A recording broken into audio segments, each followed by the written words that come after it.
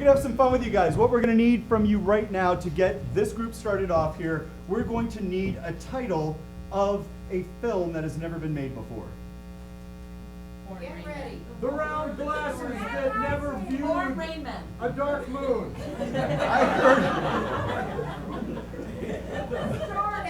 I heard get ready. That really was the first thing that I heard. So we'll run with that, although that is a very creative title. So. All right, get ready it is, and take it away. Woo!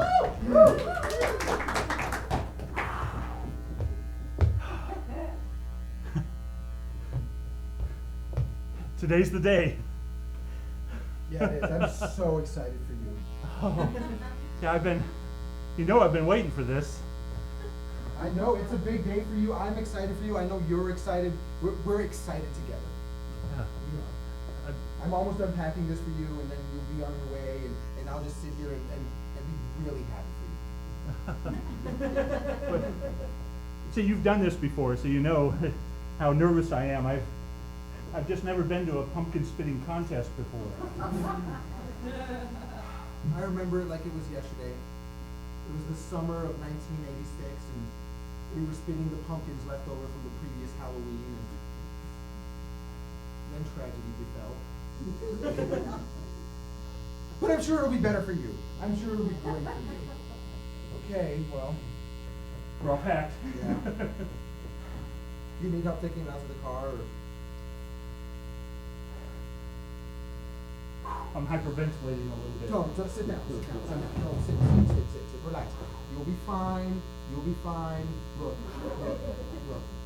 My father did it before me, and then I did it, and now it's passing on the lineage to you. Okay? You are going to go represent the Sitwells at the National Pumpkin Spinning Competition, and you are going to be fantastic. You are going to bring pride to our family name. See, that's the pressure I'm talking about. What if I'm not as good as the rest of you? I'm so worried about being a failure.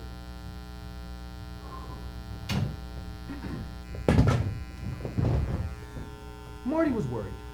But once Marty was on the bus, he really had time to think. He sat there and he thought to himself, and just when he thought he was at the lowest point, where he was about to stop the bus, get off, and walk back home, he met Abigail. And then everything changed.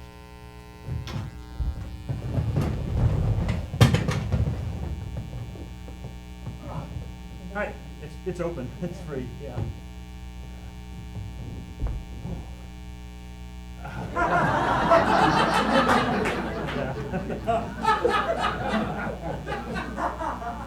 Between you and me, I'm glad you're the one that sat here.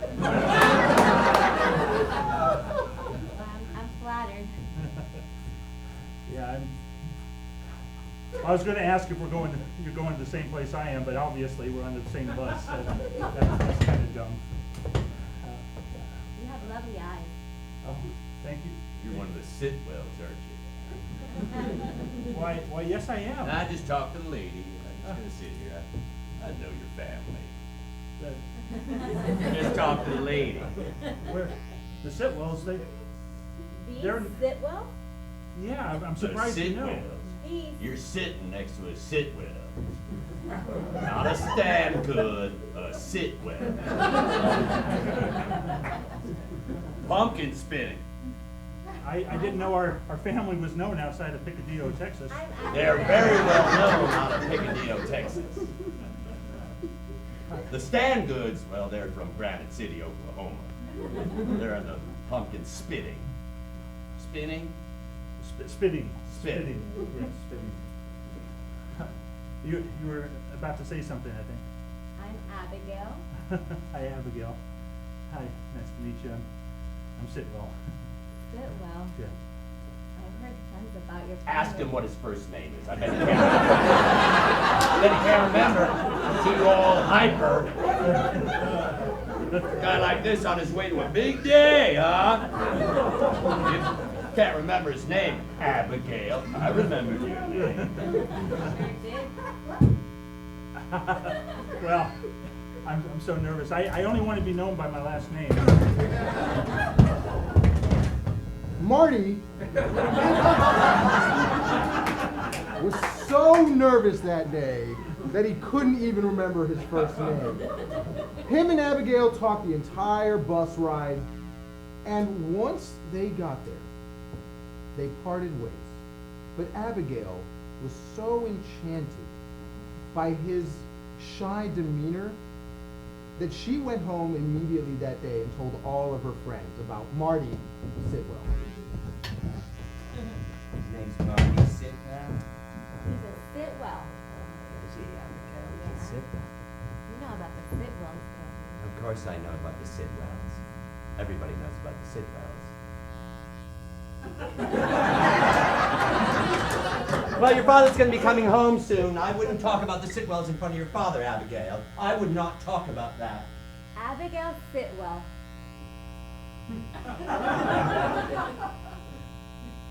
Never, ever say that in my house again. And if your father comes home and hears that, oh, there'll be heck to pay. Slam.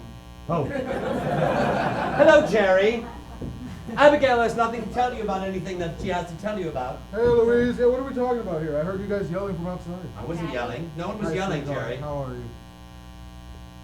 Louise, you look nervous. I'm not nervous. I'm just Louise.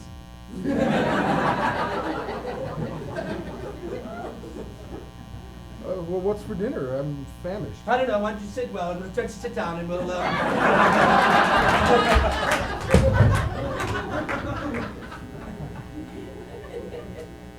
Little did Abigail know what she had just run into. The Sitwells and the Conroys were a feuding family, even more than the Hatfields and the McCoys. It all started in a pumpkin patch one day, and it rolled out of context.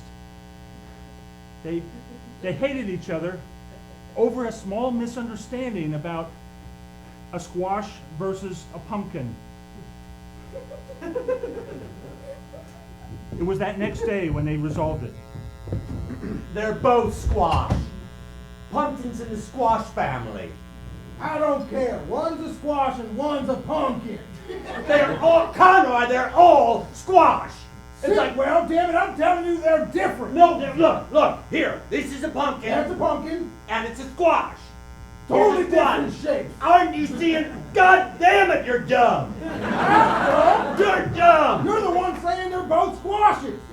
Because they are. Oh, next thing you're going to tell me is that an eggplant and a tomato are the same thing. They're plants. Damn it, you're right.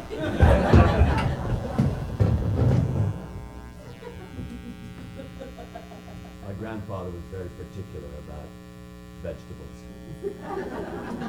And whenever he told that story about the pumpkin patch or the squash patch, it was interesting because his blood pressure went up, went through the roof.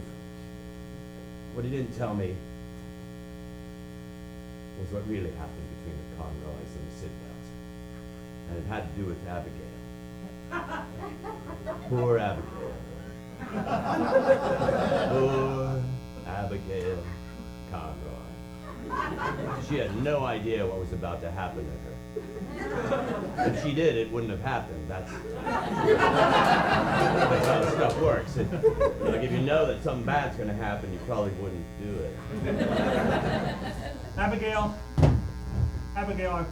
I've come here to meet you at the Sitwell Marty. Conroy line.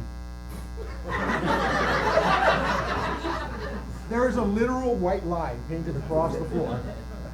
This way. This. She's on one side. So I'm on this. That used to be Sitwell property until the annexation of 1958. I want to bring a peace offering. I brought you this zucchini. Goodness. It's a symbol. So beautiful. I'm going to bring it to my parents and maybe we can resolve this. Abigail, what are you doing with that cucumber there? Dad, it's a zucchini.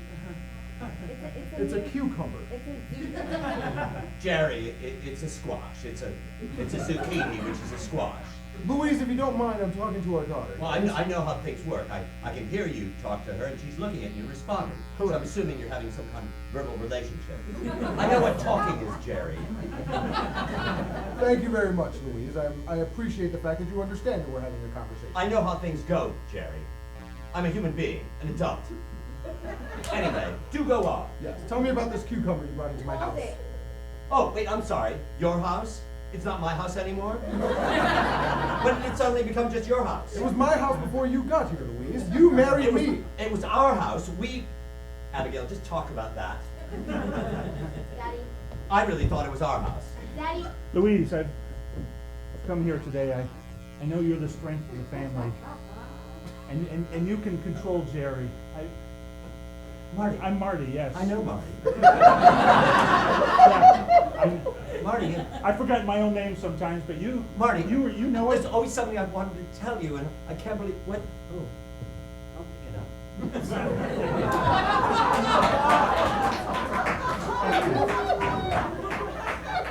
up. Marty, you get so nervous you forget about gravity. Yeah. There's gravity, Marty. There's gravity. Everyone uses gravity, well, whether you use it or not. Well, I thought I thought this was going to be wasted. I thought it was a bad sign. If I brought the squash to you, that I was trying to hide it. Where would you hide it? Well, you have shag carpeting. I thought it would break apart and fill in between. But where would you hide it?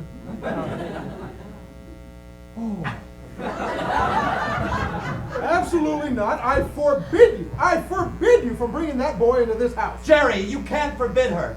I can forbid her. I'm forbidding her right now.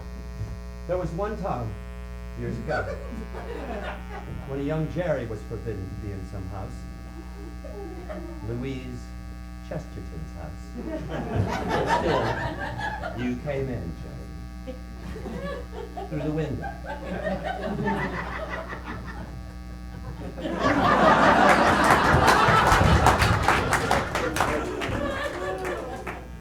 Somehow, all that friction, they got past.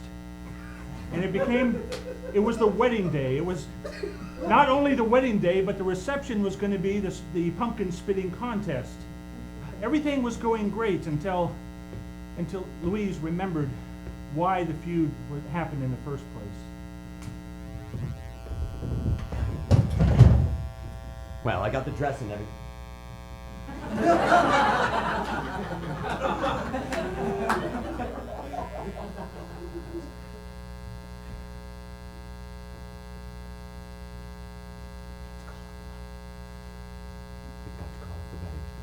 Undo my dress. We have to call off the wedding, Jerry. Wedding has to call off. I just remembered why. Well, finally, somebody's making sense around here. I just remembered. And I remembered again.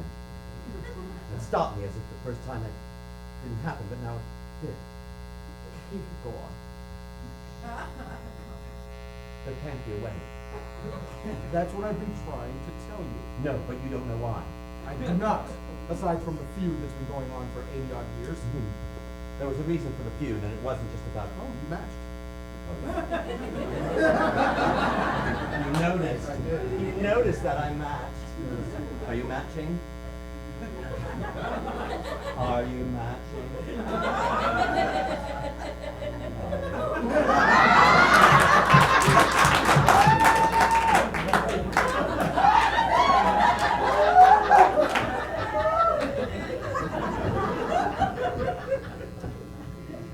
Abigail, I feel like there's trouble afoot. But the greatest things in life, they're not easy. But you're worth fighting for. I gotta get our families past this. They are. Our love is strong. It's strong. Like you. Oh, thank you. Oh, I'm blushing. Abigail,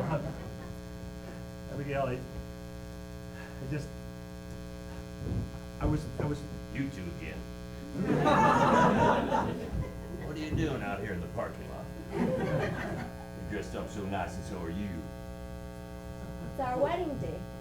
What are you doing in the parking lot? We just got here. neutral That's ground. not a reason, that's where you are. The you just got here part, I know that. It's neutral ground. Oh, yeah. Wait a minute. I sense trouble. I'm part Cherokee. I'm no trouble. But lucky for you, I was at the Winn-Dixie and I got some corn. They got corn on sale. Anyway. I can marry you two right here, right now. Oh, you're a... Yes, you're an angel. Cherokee don't have angels. But I was in the AAA Angel Club for a while.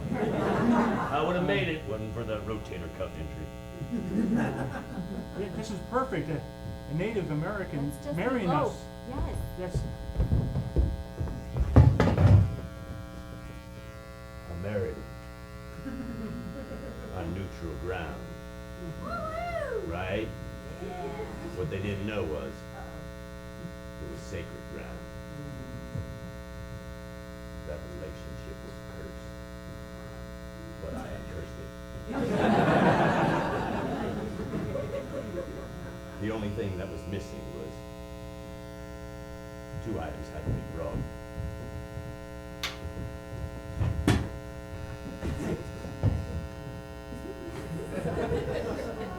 Now Louise really needed to break up this. Hey, fellas, I was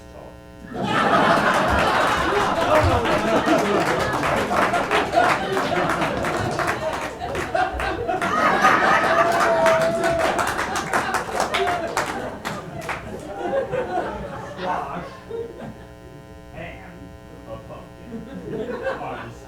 Sorry, I was talking. No, you can rest it. Oh, you're just gonna give up? There's only so much aisle. There's more aisle. We have like 9 more conversations. So Louise felt like she really needed to tell the kids this secret and break up the wedding. But what she didn't know was that she had arrived too late. The kids were already married.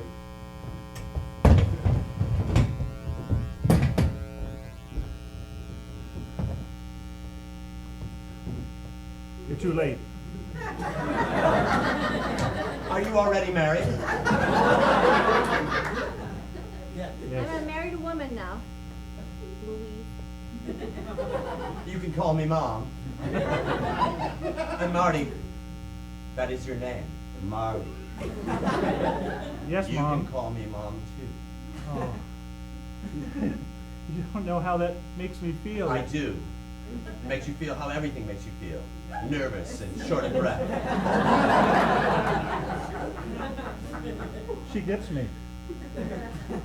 She got you. And I now get it I from her. have you. What's that, Abigail? I get it from you.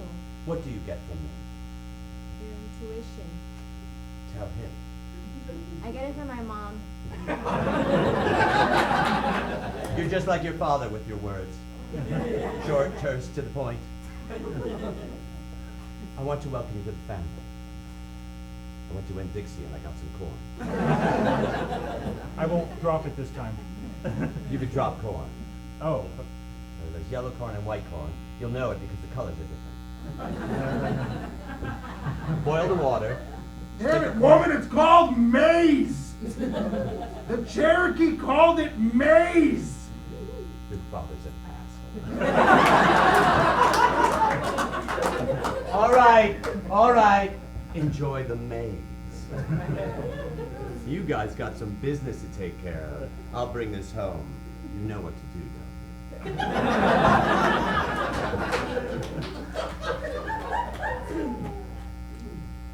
Actually, I don't. They didn't.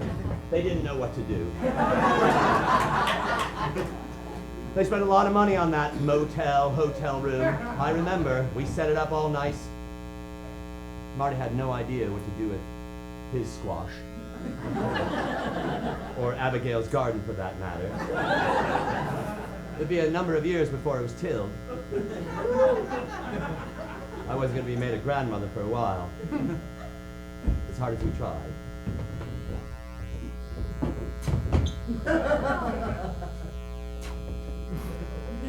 Is that good for you too? I don't think this is how it's done. I think that's. Is that your beaver? Yeah. You really should have turned that off. Yes.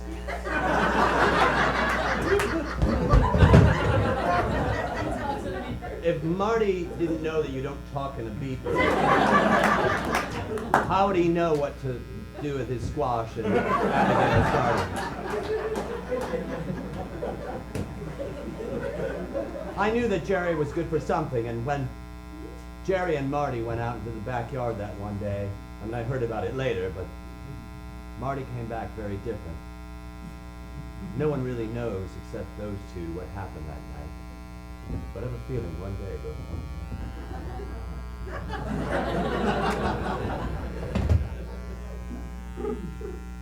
You got to tell me. Please. It's my pager.